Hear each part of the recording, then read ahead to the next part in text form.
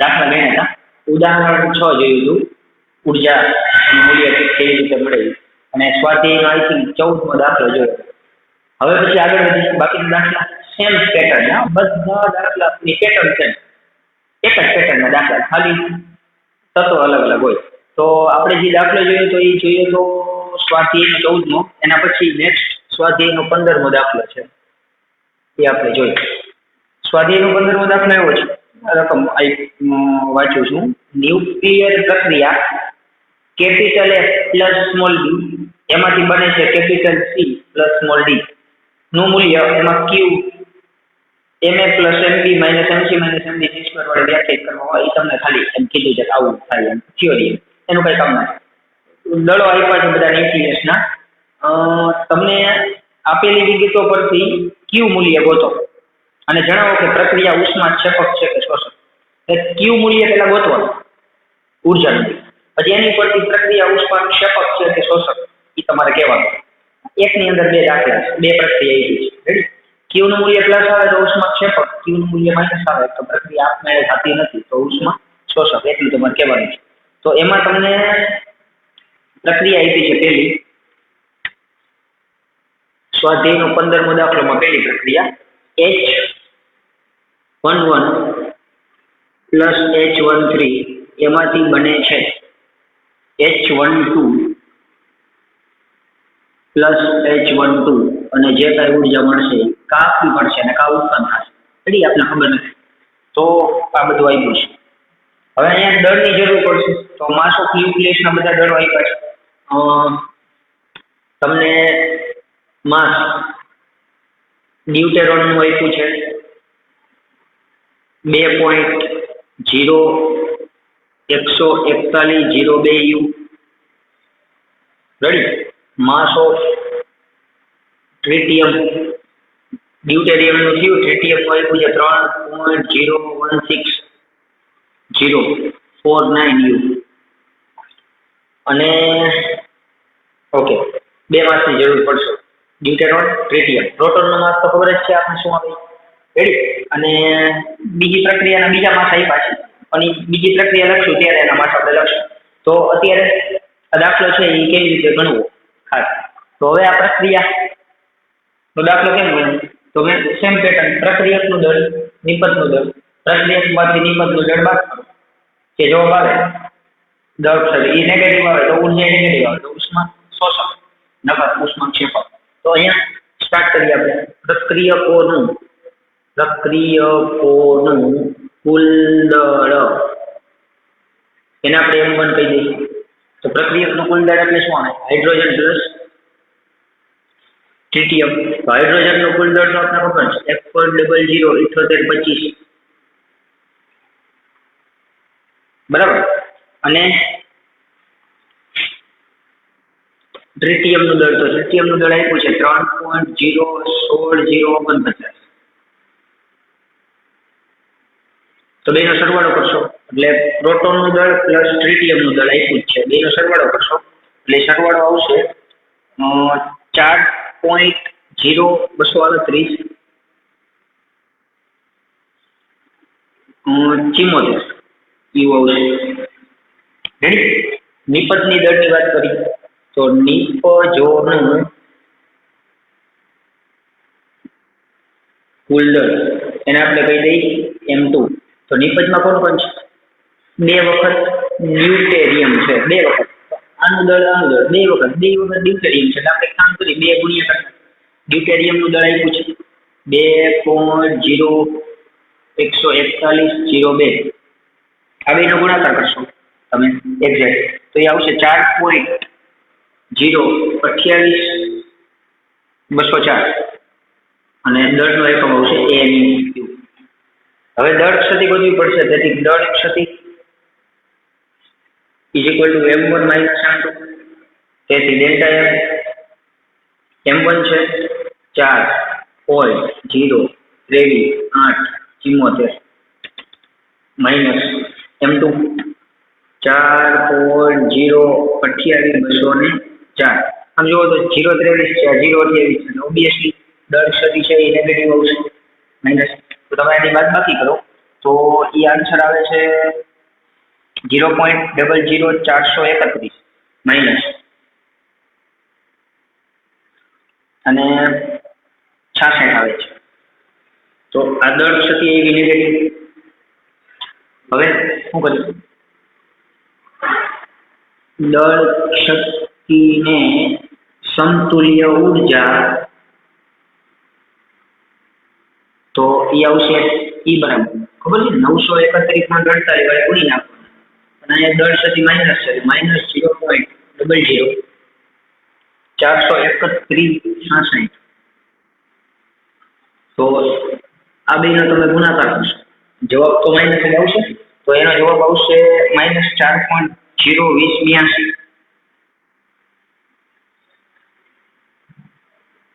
અને mega electron volt ઉર્જા. તો માઇનસ 4.02082 તો અહીં ક્યુ નું અથવા તો ઈ નું મૂલ્ય ઋણ હોવાથી પ્રક્રિયા ઉષ્મા શોષક છે એટલે આ પ્રક્રિયા થાય નહીં કરવી હોય તો બહારથી આટલી ઉર્જા છે એ આપવી પડે ઓટોમેટિકલી કુદરતી આપમેળે ન થાય. તો આ પહેલો દાખલો અહીંયા પૂરો એટલે નહીં આમાં એક જ પેટર્ન છે દળોના સરવાળા બાદબાકી કરી નાખવાના અને ફાઇનલી ઉર્જા વડે ગુણી નાખવાના. બીજો એ દાખલો છે એમાં તમને આપ્યું છે કાર્બન બીજું કાર્બન 6 બાર પ્લસ કાર્બન 6 બાર એ જ દાખલો પણ પેટા દાખલો બે એમાં બે અલગ અલગ પ્રક્રિયા છે. તો કાર્બન 6 બાર પ્લસ કાર્બન 6 બાર એમાંથી બને છે નિયોન 1020 પ્લસ હિલિયમ 24. હવે આમાં તમને બધાના દળ અલગ અલગ આપ્યા છે એટલે તમને અહીંયા માસ ઓફ કાર્બન 6 બાર એનું દળ આપેલું છે રકમમાં તમને આપેલું જ છે કાર્બન 6 બાર નું દળ. તો એ દળ છે 12.00000 નિયોન નું દળ તમને આપ્યું છે નિયોન 1020 એનું ન્યુક્લિયસ નું માસ આપ્યું છે એ છે 19.992439 19.992439 આ રકમમાં આપ્યું છે. હિલિયમ તો જેટલી વસ્તુની જરૂર છે એ બધાના માસ આપેલા છે આ રકમ માસ આપેલું છે. હિલિયમ નું દળ આપ્યું છે હિલિયમ નું દળ આપેલું છે રકમમાં તમને 4.00 એક જ મિનિટ હિલિયમ નું દળ આપેલું છે 4.002602 4.002602 યુ. તો આ બધા માસ આપ્યા કદાચ તમને ટેક્સ્ટની અંદર હિલિયમ નું માસ કદાચ ન આપેલું હોય તો લખી નાખજો આપેલું થશે ચાર માસ છે એ આપેલા. હવે આ પ્રક્રિયા સિમ્પલ તો પેલા શું આવશે પ્રક્રિયકો નું કુલ દળ ઇઝ ઇક્વલ ટુ n1. તો પ્રક્રિયકમાં છે કાર્બન પ્લસ કાર્બન તો બે વખત કાર્બન એટલે સીધું 2 ગુણ્યા કરી નાખવાના. કાર્બન નો દળ તો રાઉન્ડ ફિગર છે 12.000 એટલે સીધું 12 કરી નાખો એટલે 12 દુ 24 યુ આવશે કાર્બન નું દળ. હવે નિપજો નું કુલ દળ તો એ આવશે m2 ઇઝ ઇક્વલ ટુ નિપજમાં નિયોન પ્લસ હિલિયમ તો નિયોન નું દળ એ કુછ 19.992439 તો 19.992439 પ્લસ હિલિયમ નું દળ હિલિયમ નું આવ્યું છે 4.00602 આનો તમે સરવાળો કરો એટલે સમથિંગ આવશે 23.995051 23.995051 તેથી દળ શક્તિ ઇઝ ઇક્વલ ટુ m1 પ્રક્રિયકનું દળ માઇનસ નિપજોનું દળ m2 તેથી ડેલ્ટા m1 એટલે તો 12 જ છે સોરી 12 થી 24 છે અને m2 એટલે 23.995051 આ બે ની બાદબાકી કરો એટલે ડેલ્ટા એમ આવશે 0.004939 આવશે. તો દળ સદી ધન આવશે એટલે ઉર્જા ધન આવશે. ધન આવશે એટલે તમે આ પ્રક્રિયા છે એ આપમેળે પોસિબલ છે, કુદરતી રીતે થાય. એટલે આ પ્રક્રિયામાં ઉર્જા મુક્ત થાય એટલે એને કહેવાય ઉષ્મા ક્ષેપક પ્રક્રિયા. તો ફાઇનલી દળ ક્ષતિને સમતુલ્ય ઉર્જા તો એ કેવી રીતે આવશે? તો 931.48 એને ગુણ્યા દળ ક્ષતિ 0.0049 તો બેના તમે ગુણાકાર કરો તો ફાઇનલ જે આન્સર આવે છે એ 4.6192 મેગા ઇલેક્ટ્રોન વોલ્ટ. કેવી એવી ઉર્જા પ્લસ. ઓકે, તો અહીં લખવું પડશે, અહીં એનું મૂલ્ય ધન મળતું હોવાથી આ પ્રક્રિયા આપમેળે થશે.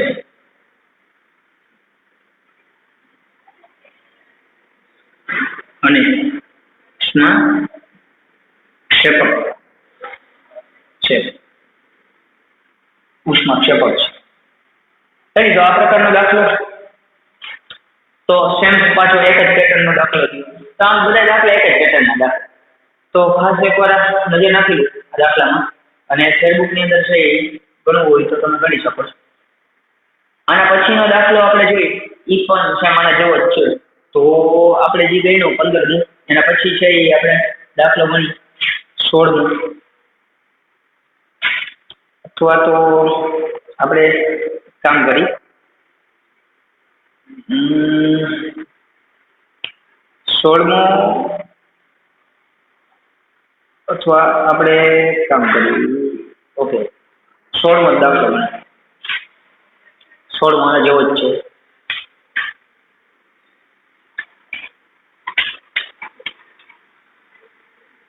તો 16મો દાખલો એ પણ આ જ પેટર્નનો દાખલો છે.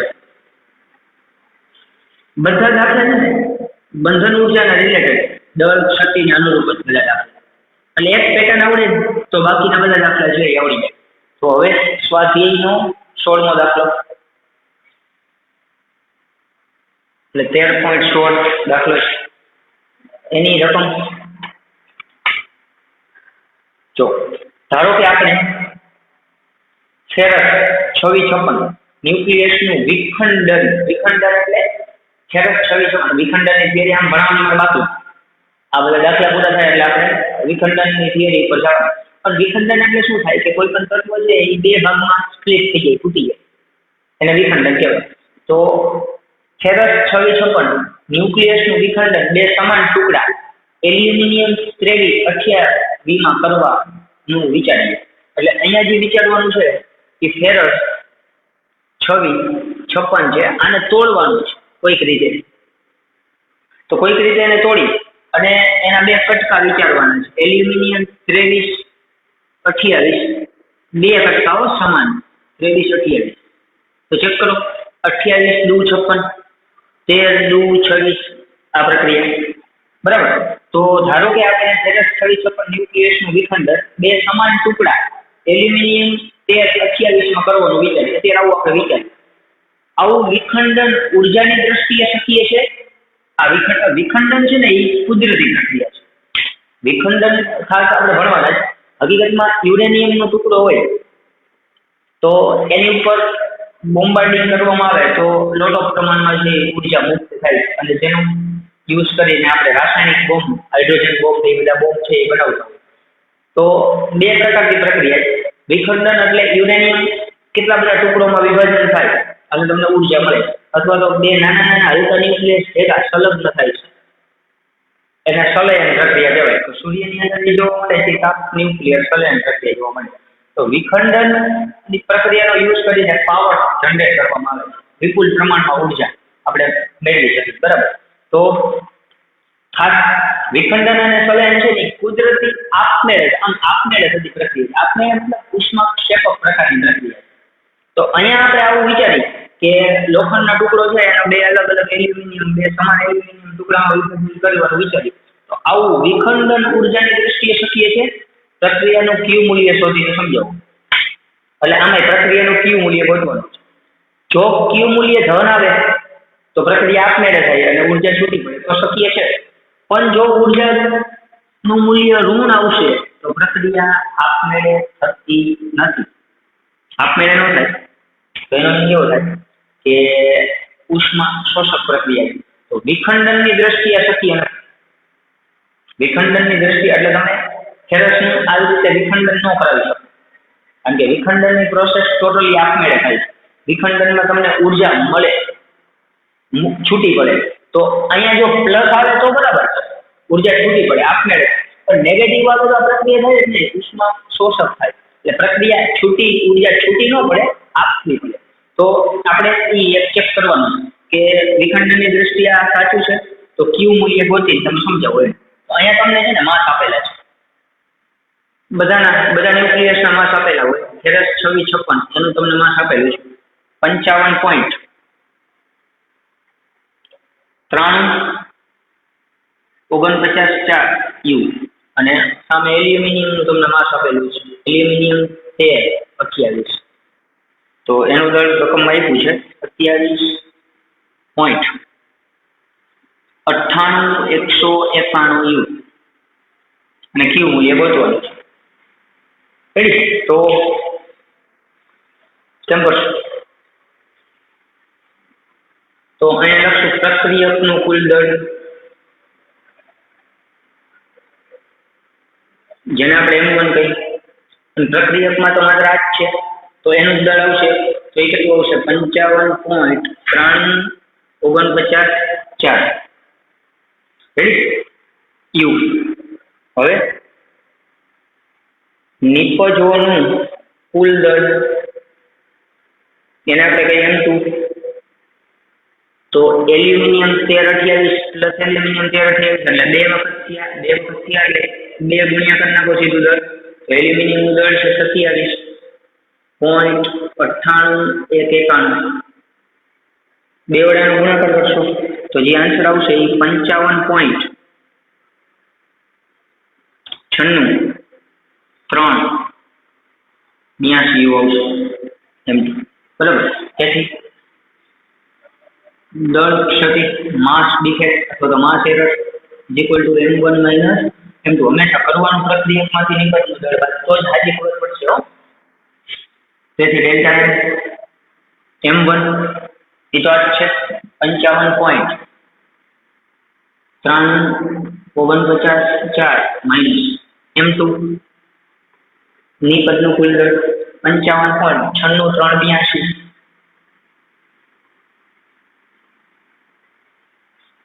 રેડી?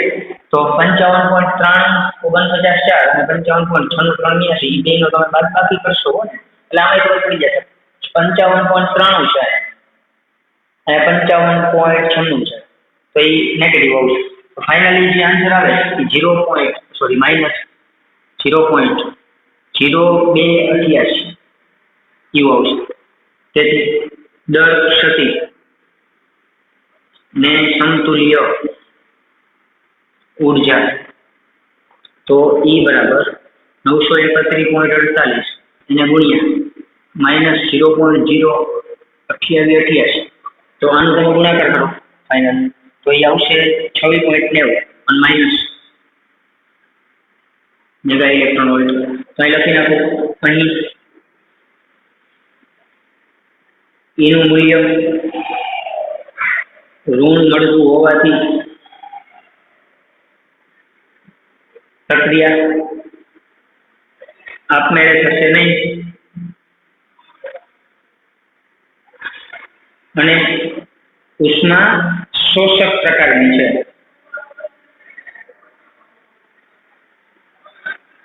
તેથી ખેરસ 2656 નું એલ્યુમિનિયમ 1328 ના સમાન ભાગમાં વિખંડન શક્ય નથી તો ના પાડી દેવાનું, શક્ય નથી, બરાબર. તો ખાસ એક આ દાખલો જોઈ લે. હવે અહીંયા સેમ ટુ સેમ પેટર્ન ના બધા દાખલા. હવે દાખલો બીજો તમને આપેલો છે સ્વાધ્યાયનો 27મો દાખલો છે. સ્વાધ્યાયનો 27. તો એ પણ નાનો જ છે. એ એકવાર જોઈ લ્યો તમે સ્વાધ્યાયનો 27મો. તો સ્વાધ્યાયનો 27મો દાખલો છે એ જુઓ તો શું છે.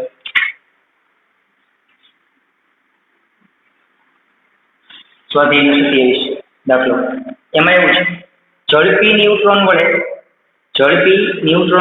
યુરેનિયમ 92238 ના વિખંડનનો વિચાર કરો. એટલે હવે યુરેનિયમ 92238 ઉપર ન્યુટ્રોન વડે એનું વિખંડન કરવાનું. એટલે યુરેનિયમનો ટુકડો છે એની પર ન્યુટ્રોનનું બોમ્બાર્ડિંગ કરવાનું, ન્યુટ્રોન ભટકાવવાનો, આપાત કરવાનો, પછી એનું વિખંડન થઈને બે ટુકડા મળશે એવો વિચાર કરવાનો છે. તો અત્યારે આપણે ઝડપી ન્યુટ્રોન વડે યુરેનિયમ 92238 ન્યુટ્રોન વડે, એટલે ન્યુટ્રોન એમાં એડ થાય, સમજીશ? યુરેનિયમના ટુકડા ઉપર હું પ્રતાંડન કરું છું એટલે ન્યુટ્રોનને દાખલ કરું એટલે એડ થાય. પછી એમાંથી જે છૂટું પડશે એ તમને રકમમાં આપ્યું છે. ઝડપી ન્યુટ્રોન વડે થતા યુરેનિયમ 92238 ના વિખંડનનો વિચાર કરો. એક વિખંડન ઘટનામાં કોઈ ન્યુટ્રોન ઉત્સર્જિત થતો નથી અને બીટા ક્ષય પામ્યા બાદ પ્રાથમિક ટુકડા તમને મળે છે. એ આપ્યા છે. આવું થઈ અને ટુકડા મળે છે. CE 58140 પ્લસ રુથરફોર્ડિયમ 44, તો રુથરફોર્ડિયમ હશે કે રૂબિડિયમ કઈ ખબર નથી મને, 4499. હવે અહીંયા તમારે પ્રક્રિયા બેલેન્સ કરવી પડશે કે કેટલા નીકળે. તો અહીંયા જુઓ તો 92 છે, તો 58 ને 44 કેટલા થાય? 58 ને 44 થઈ જશે 102. એનો મીનિંગ અહીંયા 92 છે, અહીંયા 102. તો મારે અહીંયા આ પ્રક્રિયામાં છે ને 10 જેટલા ઇલેક્ટ્રોન છે એ છૂટા પડશે. ચેક કરો. હવે તમે ચેક કરો 58 પ્લસ 44, 58 પ્લસ 44 એટલે 102 થાય. અને 102 માંથી 10 એકા 10 માઇનસ, એટલે 102 માંથી પાછા 10 બાદ થાય, એટલે 102 માંથી 10 બાદ થાય એટલે પાછા આવશે 92. તો આ બેલેન્સ 238 ને 239. તો અહીંયા જુઓ તો 140 ને 99, એટલે 140 100 વિચારો તમે તો 240, પણ એક ઓછો છે એટલે 239. અને અહીંયા તો 10 × 0 એટલે 0 થાય.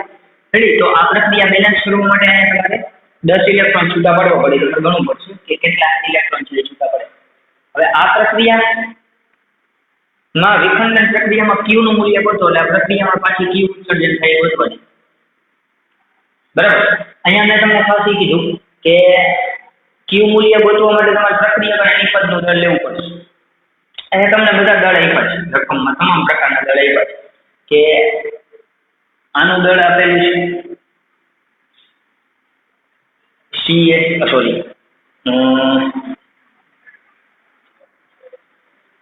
આપણે યુરેનિયમ નું દળ આપ્યું છે, આ રકમમાં આપ્યું છે. આનું દળ 238.05079. ન્યુટ્રોન નું દળ તો આપણે ખબર જ છે 1.008666. સી નું દળ તમને રકમમાં આપ્યું છે 139.90543 યુ. અને આર યુ છે એનું દળ આપ્યું છે 98.90594. હું અહીં લખતો નથી, નકર પછી જગ્યા રોકાઈ જશે. મેં અહીંથી આવી રીતે લખ્યા. આ બધા રકમમાં આપેલા છે દળ 98.90594. રેડી? તો આ પ્રક્રિયામાં તમને એવું પૂછ્યું છે કયું મૂલ્ય ગોતો. તો સેમ પ્રક્રિયા છે, ખાલી તમને વાક્ય રચનામાં કીધું કે યુરેનિયમ 92238 ઉપર ઝડપી ન્યુટ્રોનનું વિખંડન કરવામાં આવે એટલે ન્યુટ્રોન પર આપાત કરો. તો ફાઇનલી તમને બે ટુકડા મળે. એ બે ટુકડા લખી નાખવાના જોઈએ, કારણ કે કીધું છે. પ્રક્રિયા બેલેન્સ કરવા માટે ઇલેક્ટ્રોન લખી નાખવાના એટલે આ પ્રક્રિયા રહે. આમ જોવા જઈએ તો મેં તમને એવું કીધું હતું ને કે ક્યુ મૂલ્ય ગોતવા માટે ઇલેક્ટ્રોનના દળને ક્યાંય ધ્યાનમાં નથી લેવાનું. આની પહેલા લીધું છે કે કઈ પ્રકારના ઇલેક્ટ્રોનના દળને લેવાનો નથી. એટલે અહીંયા ઇલેક્ટ્રોનનું દળ આપણે નહીં લઈએ, એટલે પ્રક્રિયકોનું દળ અને નિપજનું દળ જ લેશું. રેડી? તો દાખલો છે એ કેવી રીતે ગણશું? તો પહેલા સેમ પ્રક્રિયકોનું દળ,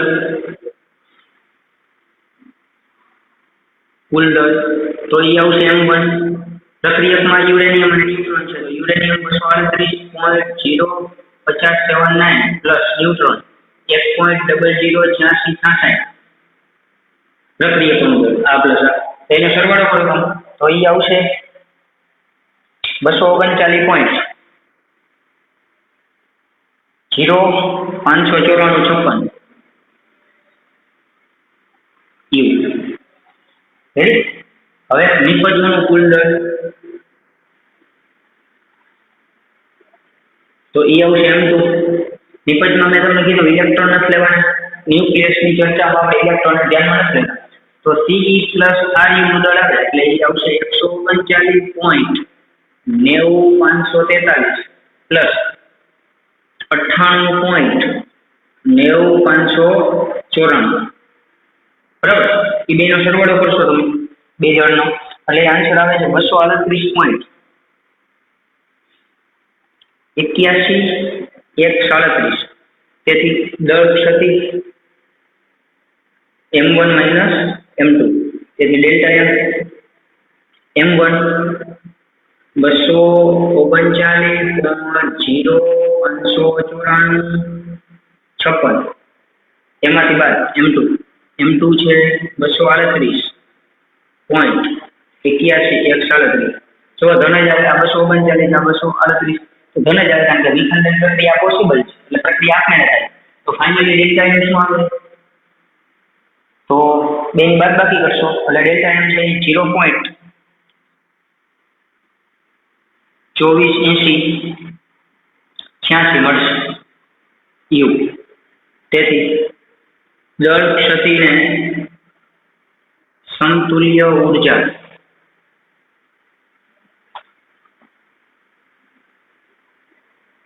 E બરાબર 931.48 એને ગુણ્યા આટલી દળ ક્ષતિ એટલે 0.248086 તો તમે આનો ગુણાકાર કરો બે તો જવાબ આવશે 231.087 મેગા ઇલેક્ટ્રોન વોલ્ટ.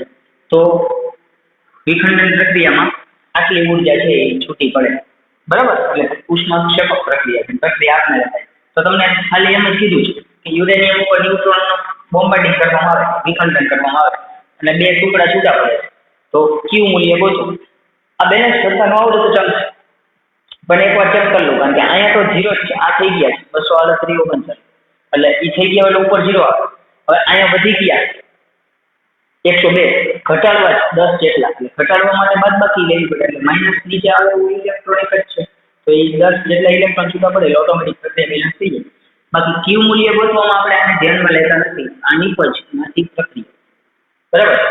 તો 231.087 આન્સર આવશે એટલી ઉર્જા છે એ છૂટી પડશે.